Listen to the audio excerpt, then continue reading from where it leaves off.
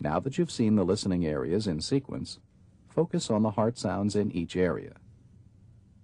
S2 is usually louder than S1 in the aortic area.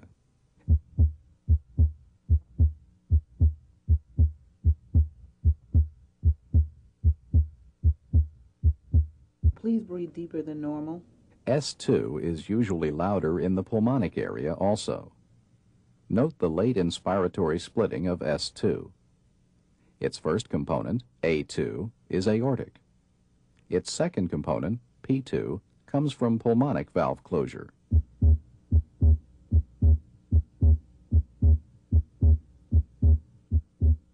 In the left third interspace, both A2 and P2 may be heard again.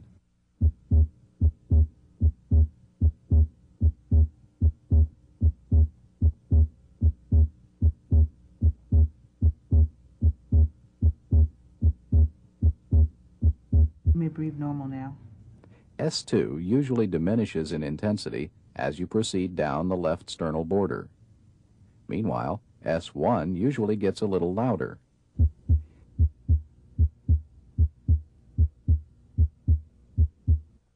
In the tricuspid area, S1 may sound split.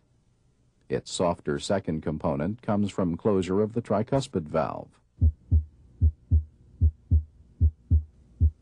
Here at the mitral area, S1 is usually louder than S2. It comes from closure of the mitral valve.